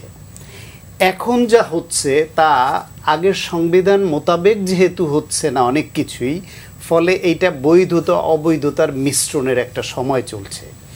ভবিষ্যতে নির্বাচিত সরকার আসলে জাতীয় সংসদে এই সরকারের সময়কার এই কার্যক্রমকে তো ইন্ডেমনিটি দিতে হবে, যেটা 111-এর সরকারেরটা পরে শেখ হাসিনা এসে দিয়েছে, যেটা জিয়াউর রহমানের পরেরটা দিয়েছে, এরশাদের সময়ের পরেরটা দিয়েছে, বিভিন্ন সময় দিতে হয়েছে। এখন যতদিন পর্যন্ত এই ধারাবাহিকতার সরকার থাকবে, শেখ হাসিনা বা তার পোষ্য বা তার গ্রুপের কেউ ফেরত আসবে না বা নতুন কোনো অভ্যুত্থান ঘটবে না এই দেশে, ততদিন পর্যন্ত এই সংবিধানে বা এই এখন যা লেখা হবে এইটা টিকবে, এইভাবেই চলবে। যেমন শেখ হাসিনার সময় 16 বছর অত্যন্ত জঘন্য জঘন্য সব জিনিস ঢোকানোর পরও সেটা নিয়ে কোনো চ্যালেঞ্জ করার কোনো সুযোগ ছিল না, এখনও তাই হবে। কিন্তু যদি কখনো এই শাসন ব্যবস্থার ধারাবাহিকতা কোথাও ব্রেক পড়ে, তারপর আবার নতুনভাবে তারা যা করতে চাই তাই করবে। ফলে এই সব কাগজপত্র তৈরি সবই সাময়িক। এইটা নিয়ে এত সময় ব্যয় করে এই যে একটা অশ্বডিম্ব প্রসব করা হলো, এতে এই জাতির কতদূর কি লাভ হয়েছে সেটা সময় বলবে। আমি বারবারই আমার মনে হয়েছে এই সরকার একদিক থেকে দুইটা দিক থেকে সাকসেসফুল হয়েছে। এক হচ্ছে বাংলাদেশের রাজনৈতিক দলগুলোর মধ্যে একটু কথাবার্তা উঠবস ছিল না, তাদেরকে এক জায়গায় এনে অনেক দিন ধরে একটু চা নাস্তা খেয়ে গল্প গুজব করার সুযোগ দিয়েছে, আর কিছু কিছু বিষয়ে যে অনৈক্য ছিল সেটা দূর করে অনেক বেসিক জায়গায় এক জায়গায় এসেছে, এবং একটা গাইডলাইন তৈরি হয়েছে, যেই গাইডলাইন এখন অনেকে দ্বিমত পোষণ করলেও রাষ্ট্র পরিচালনার দায়িত্বে আসলে এইটা থেকে তারা পিক অ্যান্ড চুজ করতে পারবে তাদের প্রয়োজনে চালাতে গিয়ে। একটা গাইডলাইন তো তৈরি হলো। আর একটা দিক থেকে তারা সফল হয়েছে, সেটা হলো এই রাজনৈতিক দলগুলো মাঠে ময়দানে গিয়ে নানান রকমের স্বার্থ, নানান ইকুয়েশন নিয়ে যে ঝগড়াকাইজা করতো, ওইটা মাঠে না করে তারা এখানে ব্যস্ত থেকেছে, এবং এইটা কেন্দ্রিকই সব আলোচনা হয়েছে। যেটা রতন ভাই বলছিলেন, প্রোগ্রামের আগে আমরা আলোচনা করছিলাম যে স্বাস্থ্য, শিক্ষা, এই কৃষি, এই শ্রমিকদের বিষয়, এইখানে বিশেষ করে স্বাস্থ্য এবং শিক্ষায় অনেক সংস্কার করার সুযোগ ছিল, যেটার জন্য এই সংস্কার কমিশনও দরকার নাই, সংবিধান পরিবর্তন দরকার নাই, আইন করার দরকার নাই, শুধু সিম্পলি তাদের ক্যাপাবিলিটি, ইচ্ছে এবং ক্যাপাবিলিটি, তাদের যারা এই দায়িত্বে আছে তাদের ইচ্ছা নাই, অথবা এ করার জন্য যে ফোর্স ম্যান পাওয়ার দরকার সেই ক্যাপাবিলিটি নেই। আর একটা দিক থেকে যে পুলিশ প্রশাসন, শুধু মাসের পর মাস আমরা বলেই গেলাম যে পতিত ফ্যাসিবাদের তাদের নিয়োগ দেওয়া, তাদের অনুগত সেই ছাত্রলীগের কর্মীদের যেসব বাহিনীতে দিয়ে গেছে, তারাই এখনো সংখ্যাধিক্য হিসেবে এখানে বহাল আছে, শুধুমাত্র বিশেষ কৌশলের কারণে ঘাপটি মেরে আছে। এইখানে তারা 6 মাসের ট্রেনিং ব্যবস্থা করে যে চাকরিতে জয়েন করা, ইন সার্ভিস বাকি 6 মাস ট্রেনিং হিসেবে কাউন্ট হবে। এইরকম করেও দ্রুততার সঙ্গে কনস্টেবল এবং এসআই পর্যন্ত অন্তত কিছু পুলিশ তো তারা নিয়োগ দিতে পারতো। তাহলে এই যে নির্বাচন বলেন, এই যে এখন আইন শৃঙ্খলা পরিস্থিতি বলেন, সেটা অনেকখানি নিউট্রালাইজ করা যেত, যেখানে যেখানে করা যায় সেটা করতে পারতো। এই বিভিন্ন গোয়েন্দা বাহিনীতে সব তাদের আগের লোক, আর চুক্তিভিত্তিক কিছু এখান থেকে ওখান থেকে বিএনপির বা জামাতের বা অমুক তমুক বঞ্চিত হয়েছে যারা, সেরকম কিছু বেছে এনে এই কয়েকজন দিয়ে কি একটা প্রশাসন দেশ চলে? আজকে যে এয়ারপোর্টে যে আগুন লেগে যে অবস্থা হলো, আপনি কি মনে করেন যে এমনি এমনি আগুন লেগে এইভাবে একটা পুরাটা পড়ে যায়? জগন্নাথের ছাত্র দলের ছেলে তাকে মেরে ফেলে রাখে। ওই যে চট্টগ্রামে ইপিজেড এলাকায় আগুন লাগে, ওই যে মিরপুরে আগুন লেগে 16 জন মরে যায়, লাগছে তো লাগছে। এই যে কার্গো ডুবে যায় 1200 টন মাল নিয়ে, এগুলো কি কোনোটা দুর্ঘটনা? কিন্তু সবই দুর্ঘটনা, এটা মানুষ বিশ্বাস করছে না। বিশেষ করে এয়ারপোর্টের এইটা মানে ব্যাপক সংখ্যক মানুষের কাছে সন্দেহের উদ্রেক করছে। আমরা আমাদের যে অ্যাজাম্পশন, আমাদের যে প্রেডিকশন, জনমত যেটা, সেটা তুলে ধরো আমাদের দায়িত্ব, যে আমাদের এখানে প্রাইভেট সেক্টরে বা বিভিন্ন গার্মেন্টসে আগুন লাগছে কেন আমার এখানে কার্গো ভিলেজে এরকম ভয়াবহ অগ্নিকাণ্ড ঘটলো অগ্নিকাণ্ডের ঘটনা, সেখানে সেফটি সিকিউরিটি কোথায় ছিল? এখানে ফায়ার ব্যবস্থাপনা কি ছিল? কীভাবে করতে পারলো? সেই গোয়েন্দা তৎপরতা নাই কেন? কারণ গোয়েন্দাদের মধ্যে সেইখানে আপনার সে আগে যাদের রেখেছিলেন তাদেরই বেশিরভাগ অংশ আছে। অবৈধ টাকার মালিক সেই লুটেরা গোষ্ঠী এখনো বহাল আছে। এরা যে 1 বছর 3-4 মাস হয়ে গেল, তারা যে রাষ্ট্রটাকে পরিবর্তনের জন্য যে প্ল্যানিং, তার পথে এক বিন্দু না হেঁটে আমাদের সকলের দৃষ্টি নিবন্ধ রেখেছে ওই একটা ভবনের দিকে, যেখানে আমার সাকিব ভাই, রতন ভাইরা, বিএনপি, জামাত মিলে, নুরু ভাইরা সব যাবে, তারা আলোচনা করবে, লাইভ দেখাবে, স্ট্রিমিং হবে, প্রতিদিন সংবাদ মাধ্যমে আসবে, টকশোতে আপনারা ডাকবেন, আর আমরা এই আলোচনা নিয়ে মশগুল থাকবো। পুরো ইউটিউবাররা ইউটিউব কন্টেন্ট বানাবে এবং সেটা নিয়ে ঝগড়া কাইজা চলতেই থাকবে। একটা খেলা তৈরি করেছিল। আপনার এই ঐক্যমত্যে আসার জন্য এই বেসিক কয়েকটা জিনিস যদি ধরতেন, এটার জন্য মাসের পর মাস এই খেলা কোনো দরকারই ছিল না, আমি মনে করি। ছিল না। নুরুল হক নূর, আপনি তো এই খেলায় একজন খেলোয়াড় ছিলেন, আপনি সেখানে গিয়েছিলেন, এবং যেটা সায়ন্ত ভাই বললো যে একটা অসম ডিম্ব আপনার প্রসব করলেন, আসলেই কি একটা অসম ডিম্ব প্রসব হলো? খেলোয়াড় ঠিক না, আমরা বলতে পারেন যে পর্যবেক্ষক হিসেবে আর কি ছিলাম, ভালো মন্দ কিছু পরামর্শ দিয়েছি। তো আমি এই শান্ত ভাইয়ের শেষ দিয়ে শুরু করতে চাই, যে তিনি বলছিলেন যে এই যে এত লং টাইম কালক্ষেপণ এবং ডিসকাশন, এটা আমি একমত যে প্রকৃত অর্থে যেই সংস্কার প্রয়োজন, এটা 1 মান্থের ইস্যু, যে আসে সব রাজনৈতিক টেবিলে বসে এখানে ডিসকাশন। ওই যে ওনারা প্রস্তাব চাইলেন, সব দল লিখিত দিল, সেটাকে আবার স্ক্রিনিং করলেন, তারপরে আবার সংসদ ভবনে এলইডি হলে ডাকলেন, আবার আরেক দফা এই ঐক্যমত্য কমিশনে ডাকলেন, আবার শর্ট করলেন।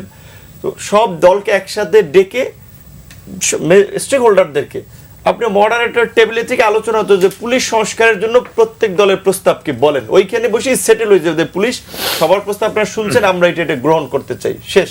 পুলিশ এইভাবে করে ধরেন যদি কাজ করতো 1 মাসের মধ্যে এটা সম্ভব ছিল। এবং সংস্কার যা যা করা দরকার, সেই সংস্কার নিয়ে কি সরকার ধরেন যে প্রক্রিয়াটা আইনি ভিত্তি দেওয়া যেত, যদি গণভোট একেবারে প্রয়োজন হতো। আমরা গণভোটটা চেয়েছিলাম এই কারণে, সত্যি হতে যে সিনিয়র রাজনীতিবিদ তাদের ভালো অভিজ্ঞতা আছে, যে ওই রাজনীতিবিদরা অনেক ক্ষেত্রে কথা দিয়ে কথা রাখে না। এই অভিজ্ঞতার আলোকে আমরা চেয়েছিলাম যে এটা নির্বাচন আগে একটা বাস্তবায়ন হোক। তো সেইটা যদি আপনার অগস্টে সরকার গঠিত হলো, প্রথমেই তো ওনাদের কাজটা ছিল যে আহতদের সুচিকিৎসা নিশ্চিত করে এবং সংস্কার। তো সংস্কার হাত দিয়ে অগস্টে দায়িত্ব নিয়ে সেপ্টেম্বর, অক্টোবর, ডিসেম্বরে শেষ করে নতুনভাবে রাষ্ট্র পরিচালনার দিকে যাওয়া যেত, কিন্তু ওনারা যায় নাই। কারণ হচ্ছে ওনাদের মনে কার কি ছিল সেটা আমরা জানি না। এমনকি ওনাদের যে 2টা দায়িত্ব প্রধান ছিল, আহতদের সুচিকিৎসা, আহতদের সাথে ওনারা প্রতারণা করেছেন। এবং নাহিদ যে জামাতকে যেমনটি ধরেন প্রতারক বলছেন বা প্রতারণা করছেন বলছেন, আমি বলবো নাহিদদেরকে সরকারের থেকে ছাত্র উপদেষ্টাকে দায়িত্ব নিতে হবে। এই যে আন্দোলনে আহত মানুষগুলো বিনা চিকিৎসায় পঙ্গুত্ব বরণ করলো। কারণ আমি ভুক্তভোগী হয়ে দেখেছি যে সরকারে যে বিদেশে চিকিৎসার নামে যে কি জটিলতা তৈরি করে, টাকা পায় না, চিকিৎসা পায় না, যথাযথ ফান্ড পায় না, এইখানে ঘুরায় ওইখানে ঘুরায়, এবং এই মানুষগুলোকে এই সরকার দায়িত্ব নিয়ে পঙ্গু বানিয়েছে। এই যে জুলাইয়ের আহত, তাদের যদি সুচিকিৎসা নিশ্চিত করা যেত, অনেক মানুষ স্বাভাবিকভাবে হাঁটতে পারতো, দেখতে পারতো। ওনারা আপনার এত সুযোগ সুবিধা তাদের ভাই বন্ধু চা চক্রের লোকজনকে উপদেষ্টা বানিয়েছেন, বিভিন্ন দায়িত্বে দিয়েছেন, ফ্ল্যাগ দিয়েছেন, আর যারা আহত তাদের চিকিৎসা নিয়ে ওনারা সিরিয়াস ছিলেন না, যেই কারণে অনেকগুলো মানুষ বিনা চিকিৎসায় কিংবা চিকিৎসার দেরিতে হয়েছে, এই কারণে তারা অনেকে পঙ্গুত্ব বরণ করেছে, হাত হারিয়েছে, পা হারিয়েছে, চোখ হারিয়েছে। এই দায়টা আমি ওনাদেরকে দিচ্ছি এবং এই অভিশাপের এটা ওনাদেরকে ভুগতে হবে। সেকেন্ড, সংস্কার কথা, এই সংস্কার একটা তাল বাহানার নাটক হয়েছে। এবং আমি শাকত ভাই যদি এই আলোচনাটা আপনার লাস্ট ইয়ারে যদি আপনার তুলতেন, শুরুর দিকে ওনার সাথে এটা নিয়ে আমি ঝগড়া করতাম, বিতর্ক করতাম যে এই সংস্কার বা আলোচনাকে উনি অশ্বডিম্ব বলেছেন। কিন্তু এখন যা হয়েছে সেটা যে বলছে এইটার সাথে তো এখন দ্বিমত পোষণ করার তো জায়গা নেই। কারণ এটা শুরুর দিকে যদি বাস্তবায়ন করা যেত, আলোচনাটা শেষ করা যেত, একটা প্রক্রিয়া এখন যেই জায়গায় এসেছে, এখন রতন ভাই যেটা বলছে এটাই তো ঠিক, যে যারা আলোচনা করছেন তারাই তো একমতে পৌঁছায়নি। তাহলে যারা সরকার গঠন করবে সে তো ওইটা দিয়ে আরো ধরেন যেটা মন চাইবে বাস্তবায়ন করবে, মন চাইবে বাস্তবায়ন করবে না। আপনি কি করবেন? কিচ্ছু করতে পারবেন না। যারা গভর্নমেন্ট ফর্ম করে তারা যদি বলে একটা বাস্তবায়ন করবো না, কিচ্ছু করতে পারবেন না। এখন সেই পরিস্থিতিটা তৈরি হয়েছে। তাহলে এই নাটকের মানেটা কি ছিল? তাদের যদি ক্ষমতা ভোগ করার বা এনজয় করার যদি আগ্রহ থাকতো, তারা আমাদেরকে বলতো। আমি তো একা প্রথম দিকে বলেছিলাম যে 2 years এর জন্য আপনারা জাতীয় ঐক্যমত্যের সরকার প্রয়োজনে গঠন করেন। সেনাপ্রধান বলেছিল 18 মাস। তাহলে শেষ পর্যন্ত নির্বাচনটা কি সেনাপ্রধান কিংবা আমার কথার বাইরে কি হচ্ছে? 2 বছর কিংবা 18 মাস বলেন, এইরকম একটা সময়ের মাথায় তো ইলেকশনটা হচ্ছে। তাহলে এই যে আপনারা যে সংস্কারটা করছে, এবং রতন ভাই একটা কথা বলছেন, শাকত ভাই একটু টাচ দিয়েছেন, আমরা এই কথাটা চিল্লাইয়ে বলছি যে বাংলাদেশের আম জনতা, সাধারণ মানুষের বিনা চিকিৎসায় প্রতি বছর হাজার হাজার মানুষ মারা যাচ্ছে। শহরে এসে লক্ষ লক্ষ মানুষ চিকিৎসা করাতে গিয়ে সর্বশান্ত হচ্ছে। আপনারা এই বিভাগীয় শহরে 10টা model hospital and medical college করেন, প্রয়োজনে 10টা হসপিটালের জন্য 2000 কোটি টাকা করে বরাদ্দ দিলে 20,000 কোটি টাকা বরাদ্দ। রাষ্ট্রের কাছে 20,000 কোটি টাকা তেমন কিছুই না। এই যে এয়ারপোর্টে পুড়ে গেল কয়েক হাজার কোটি টাকার জিনিসপত্র, পিকে হালদারের মধ্যে একটা লোকই 10,000 কোটি টাকা পাচার করে দিয়েছে। তাহলে মানুষ স্বস্তি পেতে না। ইউনূস সরকার একটা বাপের বেটা কাজ করে গেছে যে ডিভিশনাল পর্যায়ে আমরা ক্যান্সারের চিকিৎসা পাচ্ছি, আমরা যে কোনো জটিল রোগের সুচিকিৎসা পাচ্ছি, সব ঢাকায় ছুটতে হচ্ছে। ওনারা যদি এরশাদ সাহেবের মতো কিছু পদক্ষেপ নিতেন যে হাইকোর্টের বেঞ্চ বিভাগীয় পর্যায়ে চলে যাবে, ওনারা ওই দলিল দস্তাবেজ করে গেছেন। এগুলো কে মানে না মানে সেটা নিশ্চয়তা নাই। যদি এক্সিকিউট করতেন, মানুষ বলতো যে না, ইউনূস সরকার হাইকোর্টের ডিভিশনকে ঢাকার বাইরে নিয়ে গেছেন।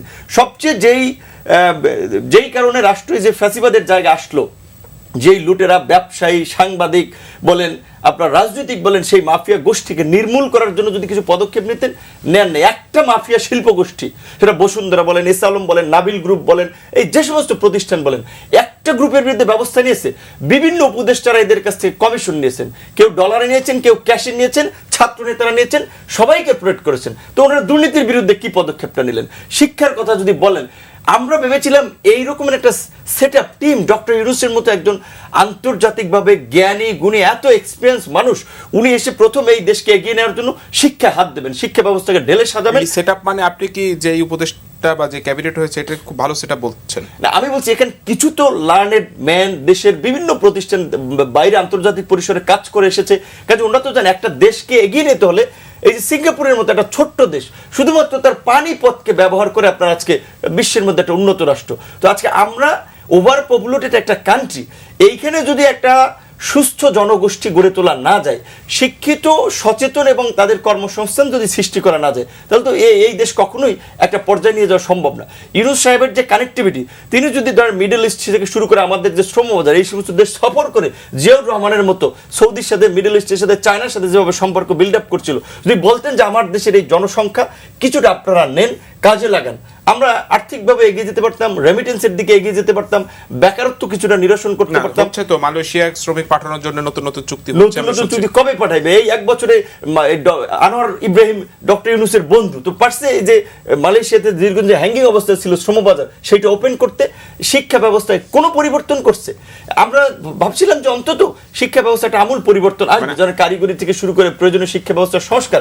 ওই রতন ভাই বলেছে, আপনি যদিও একটা মিস ইনফরমেশন দিয়েছেন, শিক্ষার কোনো কমিশনই হয়নি।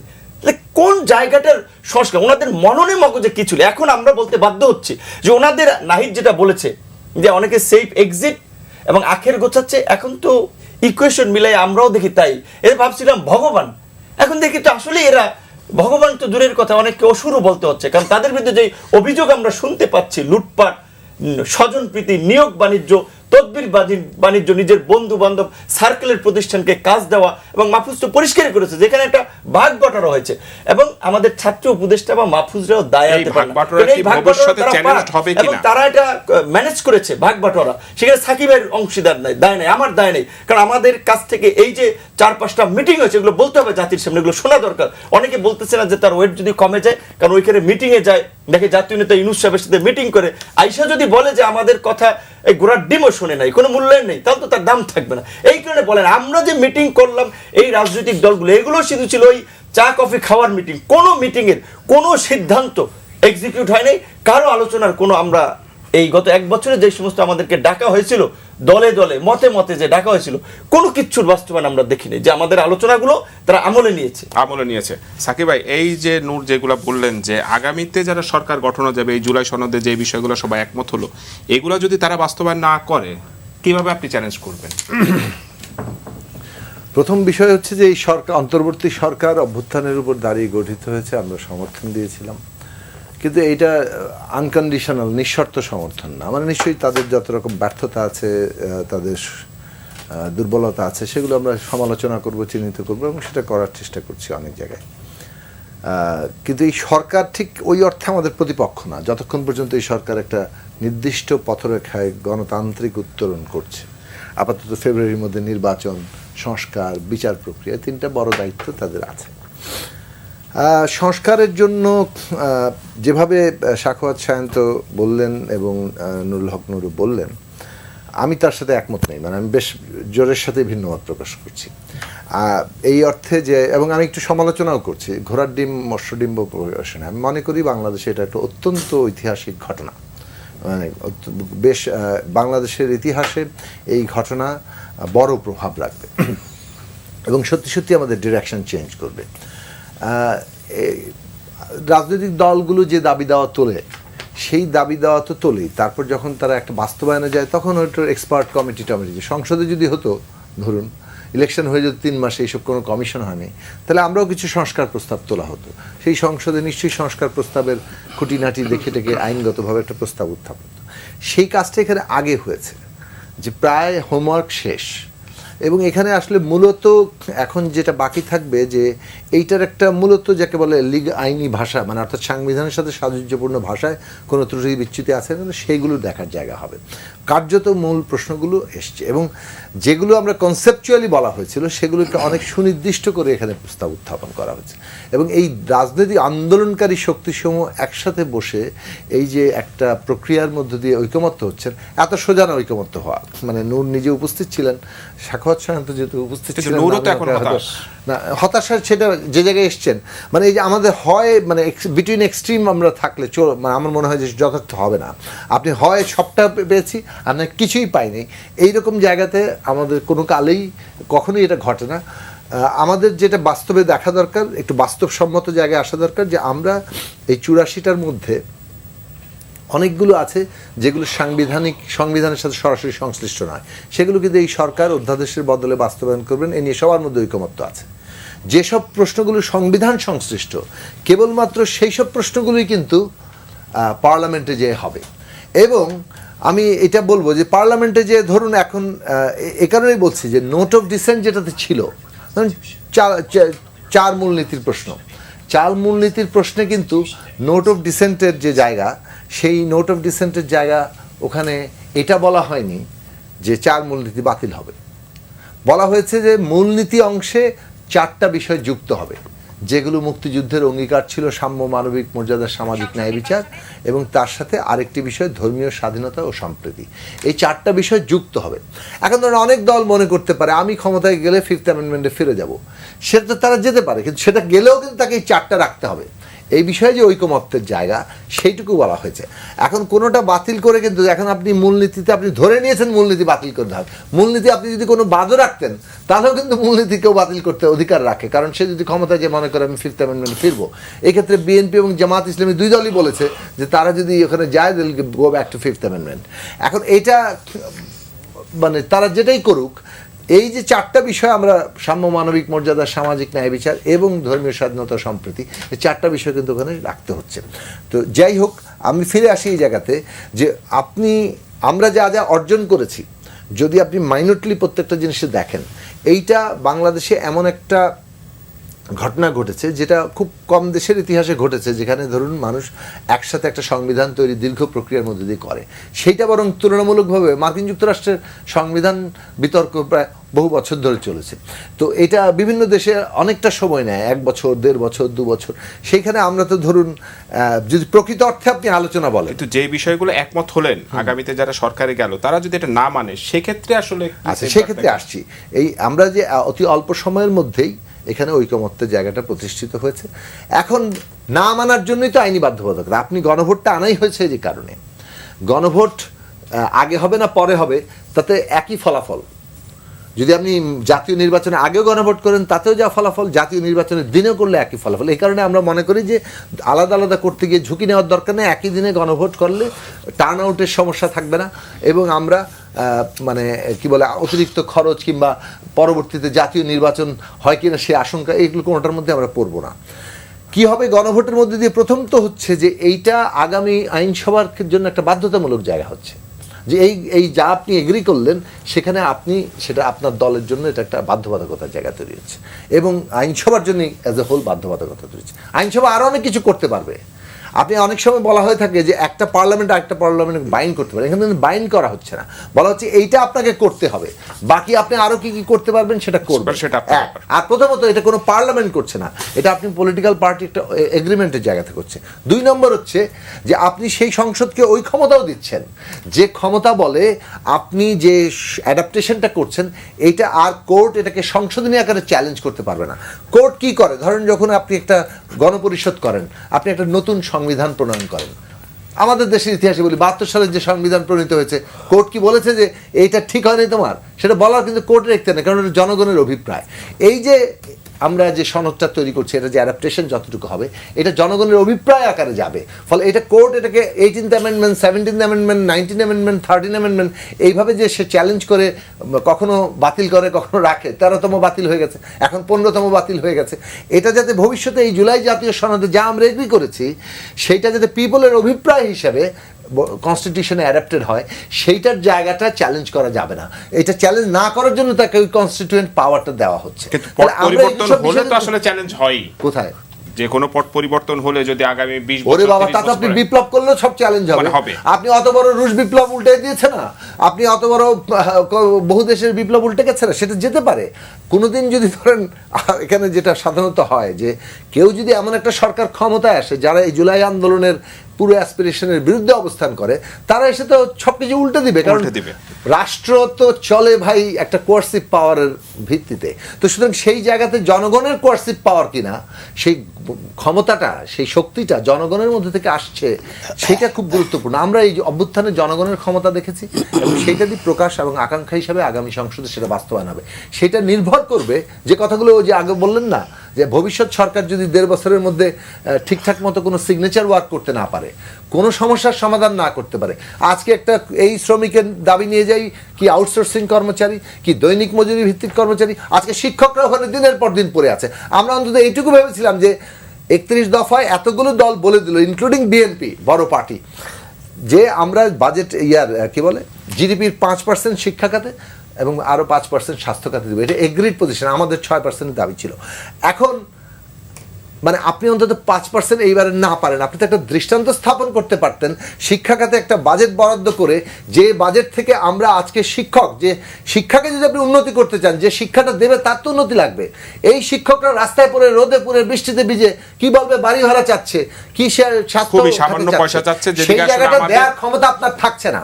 আজকে আপনি এই সিগনেচার ওয়ার্কগুলো করতে না পারার যে অন্তর্বর্তী সরকারের ব্যর্থতা আছে, তেমনি ইন ফিউচার যদি কোনো সরকার ব্যর্থ হয় তাহলে তো আপনি ওই রকম সরকারকে ডাকবেন, কিন্তু যদি জুলাই জাতীয় সনদ বাস্তবায়ন হয় তখন জনগণ জবাবদিহি চাইতে পারবে। এটা ঠিক, আমি রতন ভাইয়ের সাথে একমত যে আর্থসামাজিক আমি বিষয়ে আমরা সাকিব কোথাও ভাই আসি নাই। একটু আসবো আপনার কাছে।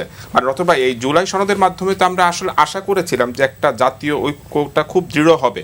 আপনার কি মনে হচ্ছে এই জাতীয় সনদ নিয়ে একটা বিতর্ক রয়েছে, নির্বাচন কমিশন নিয়ে একটা বিতর্ক রয়েছে, জাতীয় ঐক্যটা কি একটু দুর্বল হচ্ছে বা রাজনৈতিক দলগুলোর ভিতরে? রতন ভাই বলবে, আমি 30 সেকেন্ড তার সময় একটু দিতে, সে লার্নেড মানুষ বলবে। আমি আজকে একটা বিষয়, ওই যে হতাশ কেন, শেষ পর্যন্ত কিন্তু এইটা ডিপেন্ড করতেছে এই যে যাই সংস্কার, নেক্সট পার্লামেন্ট, সত্যিকার অর্থে আমরা যদি আন্দোলন সংগ্রাম করি, নেক্সট পার্লামেন্ট ছাড়া কি কোনো ওয়ে আছে? না, নাই। নেক্সট আমরা যত আন্দোলন করেছি, নেতা যত বড় হয়েছি, সরকার গঠনের জায়গায় কিন্তু আমি নাই, নাহিদরাও নাই। একটা সিট পায় কিনা নিজস্ব সক্ষমতায়, সেটাও সন্দেহ আছে। তাহলে শেষ পর্যন্ত ডিপেন্ড করতেছে পাওয়ার পার্টি। তাহলে এই পাওয়ার পার্টি যারা নোট অফ ডিসেন্ট দিল, সে অনেক কিছু কিন্তু আমরা যতই একমত হই, 90-এর রাজনৈতিক সমঝোতা চুক্তি হয়েছে, কেউ মানে নাই। সেই জায়গা থেকে আমরা বলছি কিন্তু এর অনেক কিছু বাস্তবায়ন হবে না। আর সর্বশেষ একটা কথা বলতে চাই, যেটা দেখেন এইখানে আমরা অনেক দিন ধরে যেই আলাপ আলোচনা করলাম, কিন্তু মৌলিক যে বিষয়গুলো সাকিব ভাই বলছে যে কিছু এখন অধ্যাদেশের মাধ্যমে বাস্তবায়ন করা যেত, একটা হয়েছে এখন পর্যন্ত।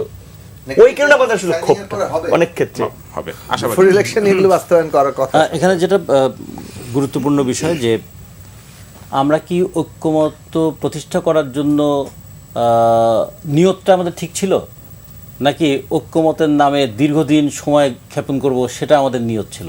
এখন যারা ওখানে ছিলেন, জুনায়েদ সাকি ছিলেন, নূর ছিলেন, তারা তো ভালো করে বলতে পারেন যে সবসময় লক্ষ্যটা খুব গুরুত্বপূর্ণ। লক্ষ্য নিয়েই তো ঐক্য হয়, কোন লক্ষ্যে যাব।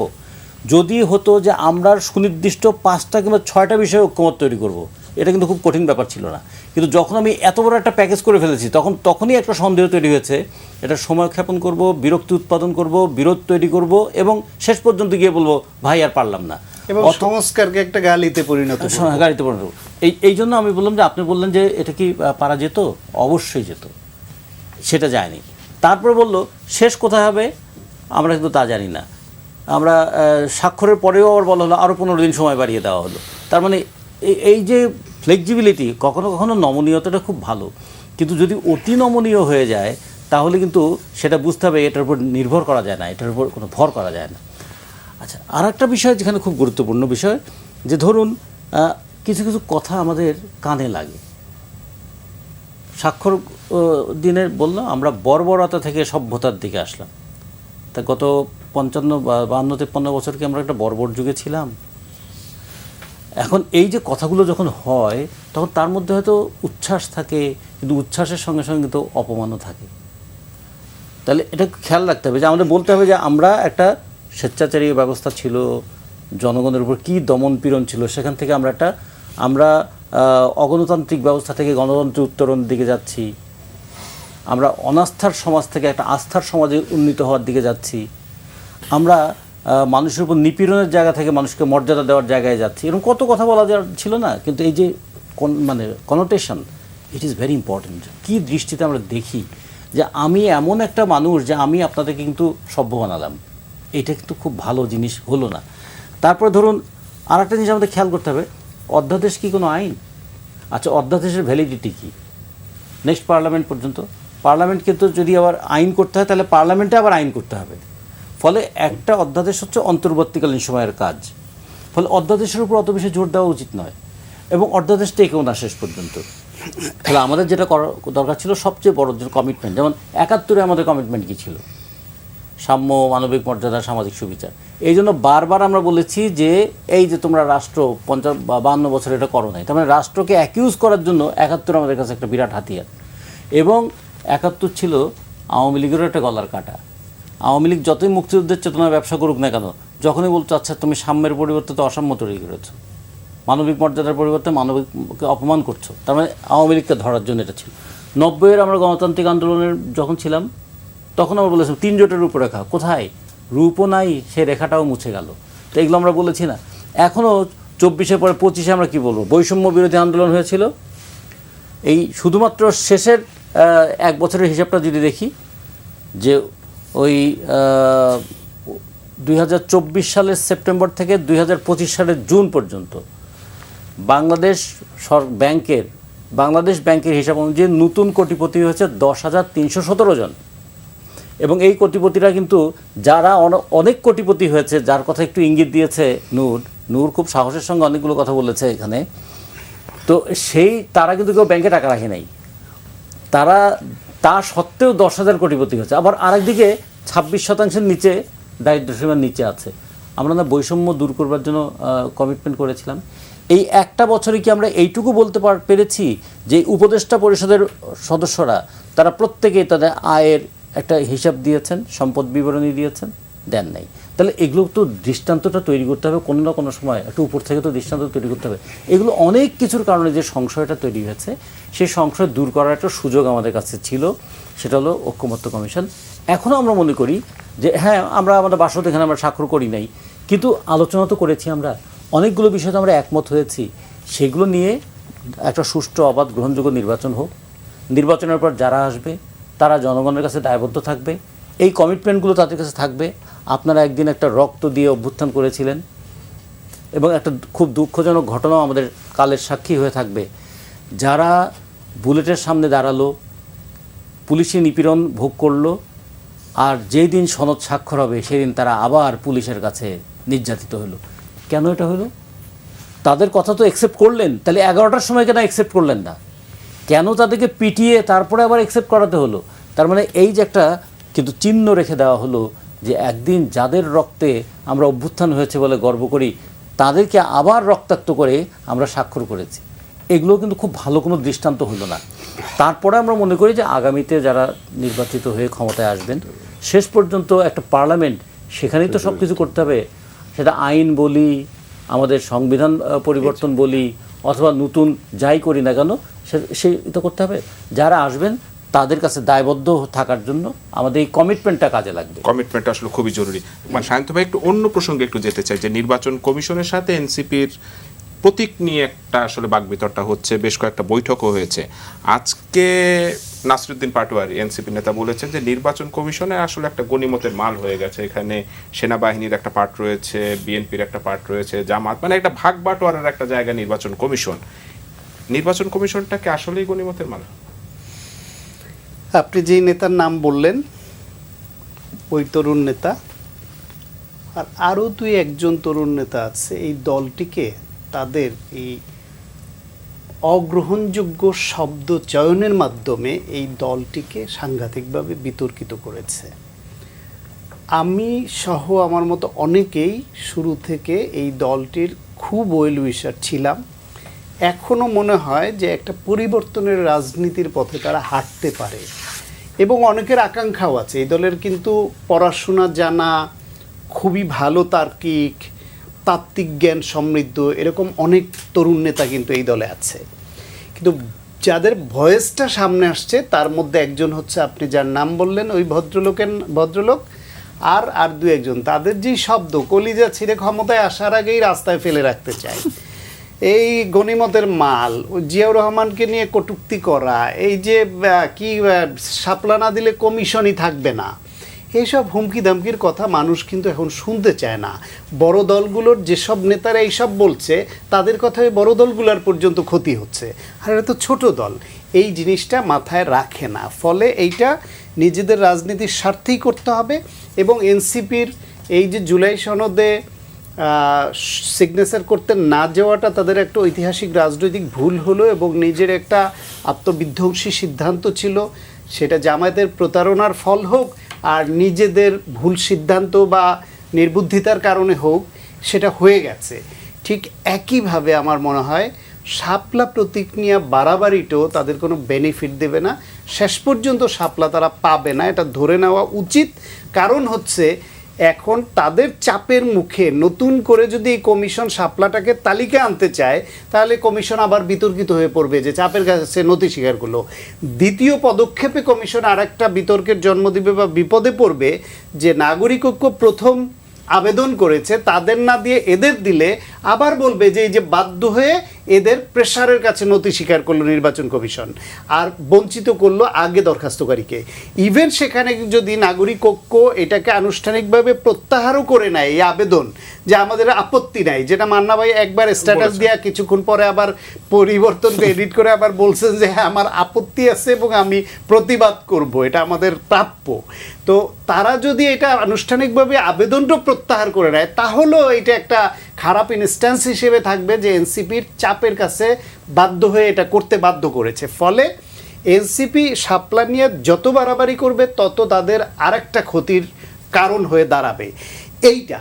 বরং আমি ওই রতন ভাই যে বলছিলেন যে সেই বিষয়ে আমার একটা অবজারভেশন দেই। আজকে এই অন্তর্বর্তীকালীন সরকারের উপদেষ্টাদের মধ্যে যারা একটু সুশীল সমাজের প্রতিনিধিত্ব করেন, যারা টকশোতে কথা বলতেন, তাদের কারো কারো কথা আপনি মেমোরিতে আনার চেষ্টা করেন, তারা বহুবার এই টকশো থেকে দাবি করেছে আওয়ামী লীগ সরকারের মন্ত্রীদের সম্পদের হিসাব চেয়ে। তারা বিভিন্ন এই দায়িত্বশীলদের বিভিন্ন পদে থাকাদের সম্পদের হিসাব চেয়েছে তারা। এবং আপনি নিশ্চিত থাকেন এই সরকার থেকে বেরিয়ে গিয়ে ইন ফিউচার আবার এই টেবিলে এসে বসে তারা আবার পরবর্তী সরকারের মন্ত্রীদের সম্পদের হিসাব চাইবে। আর তারা যখন উপদেষ্টা থাকলো তখন তারা প্রয়োজন বোধ করলো না আমরা যে এতদিন দাবি করেছি আমাদের বেলায় ওইটা আমরা ইমপ্লিমেন্ট করে দেখাই। এই হচ্ছে এই সরকারের অনেকের মনোভাব। আর গণভোট নিয়ে আমার একটা আছে, সেটা হলো সবাই দেখি গণভোটের প্রতি খুব আস্থা। আপনি রাজনীতিবিদরা করবে না, আপনি জনগণের রায় এনে সেটাকে ভিত্তি দিতে চান, সেই জন্য রাজনীতিবিদদের উপর অনাস্থা থেকে এবং অনৈক্য থেকে গণভোটে যাচ্ছেন। যেই গণভোট একটা অবিশ্বাসী পথ বাংলাদেশে। জিয়াউর রহমানের সময় যে গণভোটটি হয়েছে ৭৭ সনে, যে ১৯ দফার উপর আপনি আস্থা রাখেন কিনা হ্যাঁ বা না, বিএনপি এবং তার সম্মাননা বা জিয়াউর রহমানের প্রতি ভালোবাসা আছে এমনরাও এটা নিয়ে প্রশ্ন তোলেন না, কিন্তু বাকি অনেকেই ওই নির্বাচনের রেজাল্ট নিয়ে প্রশ্ন তুলেন। এরশাদের ওইটা নিয়ে তো শুধু জাতীয় পার্টি প্রশ্ন তোলে না, বাকি সবাই ওইটা রেজাল্ট নিয়ে প্রশ্ন তোলে। দ্বাদশ সংশোধনী নিয়ে ৯১-তে নিয়ে সেটা নিয়ে কেউ প্রশ্ন তুলছে না, কারণ এটা সব দল একমত ছিল যে আমরা প্রেসিডেন্সিয়াল ফর্ম অফ গভর্নমেন্ট থেকে আমরা পার্লামেন্টারি ফর্মে যেতে চাই, সেই জন্য ওইটা নিয়ে। কিন্তু ওইটার যে ৮৪% যে ভোট পড়েছে হ্যাঁ ভোট, সেটা নিয়েও কারো কারো সন্দেহ আছে। ফলে আপনি রাজনীতিবিদদের প্রতি অনিষ্ঠা থেকে এমন একটা পদ্ধতির দিকে এখন আস্থা শো করছেন যে পদ্ধতিটাই বাংলাদেশে হাস্যকর। আমি একটু নুরুল হক নূর আপনার কাছে যেতে চাই। আপনার দলের সাধারণ সম্পাদকের একটা স্ট্যাটাস আমি আজকে দেখলাম যে ফেব্রুয়ারিতে নির্বাচন বালচাল করতে পারলে দেশে আরেকটি ১-১১ নেমে আসতে পারে এবং বাংলাদেশে আরেকটি ১-১১ ছাড়া কোনোভাবেই আওয়ামী লীগকে ফেরানোর সুযোগ নেই। তাই শেখ হাসিনার নির্দেশে আওয়ামী লীগ অগ্নিসংযোগের পথ বেছে নিয়েছে, সামনে তারা গুপ্ত হত্যা শুরু করবে। নির্বাচনের আর ৪ মাস বাকি রয়েছে, এখনো ১-১১ মতো পরিস্থিতি তৈরি হওয়ার আশঙ্কা কি রয়েছে? অবশ্যই এই যে মানে যে সমস্ত ঘটনাগুলো ঘটছে এগুলো তো তার আলামত। ওই শেখ মুজিবুর রহমানের শাসনামলে রফিক আজাদ যখন বলছিল যে ভাত দে হারামজাদা নাইলে তোর মানচিত্র খাবো, তো এখন আমরা সত্যিকার অর্থে শেখ হাসিনার এই ফেসিবাদের সময় আমাদের একটা ভয় ছিল, আতঙ্ক ছিল যে যখন সে তুলে নিয়ে যেতে পারে, এই লাশ বস্তা বেঁধে ফেলে দিতে পারে। তারপর আবার এটাই ছিল যে অন্তত মানুষ সেটা জানতে পারতেও পারে আবার, কারণ কোথাও থেকে তুলে বিভিন্নভাবে আপনার এই সিসিটিভির ফুটেজ যেমন ইলিয়াস আলীকে গায়েব করছে, বাট তার সিসিটিভির ফুটেজ পাওয়া গেছে। এখন যেই ধরনের ছাত্র দলের তরুণ নেতাকে আজকে এই যে ছুরিকাঘাত করে মারলো, অনেক জায়গায় আপনার মার্কেটের আপনার স্বর্ণ লুট করতেছে, যে ধরনের ঘটনা ঘটছে, এখন সত্যি আমরা যারা এই অভ্যুত্থানের নেতৃত্ব ছিল আমরা খুব আশঙ্কায় আছি যে তারা তো ফ্ল্যাগ এবং প্রোটোকল নিয়ে ঘুরতেছে। আমার ফ্ল্যাগ এবং নিরাপত্তা কে দিবে? আমি যে এইখান থেকে এখন বাসায় যাব, আমার তো বুলেট প্রুফ গাড়ি নেই, কিন্তু শেখ হাসিনার পতনের যদি ১০ জন প্রথম সারিতে পাটাতন তৈরি করে তার মধ্যে তো আমরা, কারণ আমাদেরও বলতে ইচ্ছা করে যে নিরাপত্তা দিয়ে হারামজাদা নইলে গদি ছাইরা ভাগ। কারণ এই এই এই ১ বছরে আজকে দেশটাকে এই জায়গায় তো আজকে নিয়ে এসেছে আমাদেরকে। তো সেই জায়গা থেকে রাশেদ খান যেটা বলেছে, হ্যাঁ এখন নির্বাচন সত্যি হতে আমি জানি না অন্যান্য রাজনৈতিক দলের চিন্তা কি, আমার কথা পরিষ্কার যে আমরা একটা পজিশন চেঞ্জ না, সময়ের প্রেক্ষাপটে আমরা কথা বলি। শুরুর দিকে আমরা বলেছিলাম যে ২ বছরের জন্য অভ্যুত্থানের শক্তিকে নিয়ে যদি জাতীয় সরকার হতো একটা ভালো সেটেলমেন্ট হতো, সেটা হয় নাই। আমরা বলছিলাম দ্রুত পরিস্থিতি দেখে ৬ মাসের মধ্যে যেই শুরুর দিকে যে জনসমর্থন ৬ মাসে সেটা যে জায়গায় এসে পৌঁছেছে, আমরা তখন বলেছিলাম যে ইলেকশন ডিসেম্বরের মধ্যে হইলে ভালো। এখন ফেব্রুয়ারিতে যে নির্ধারণ করা হয়েছে, আমরা এটুকু বলতে পারি আমরা পাওয়ারে যাইবে না যাই, আমরা এমপি মন্ত্রী হইবে না হই ওইটা বিষয় না, দেশকে একটা স্টেবল জায়গায় নিয়ে আসাটা জরুরি। এখন ইলেকশন পারলে আপনার জানুয়ারিতে দেওয়া বেটার, কারণ তারা যতদিন এখন আরো দিন পার করবে, কারণ তাদের প্রধান নির্বাচনটা হলে সবকিছু হ্যাঁ, মোটামুটি জুলাই স্বাভাবিক সনদ হয়ে যাবে এবং- ধারণা জুলাই করছেন। সনদ এবং ঘোষণাপত্র নিয়েই তো এই দেরিটা হয়েছে বা নির্বাচনটা আটকে ছিল। এখন তো ঘোষণাপত্র শেষ, সনদও শেষ, এখন তো ইলেকশন দেওয়াটা দায়িত্ব।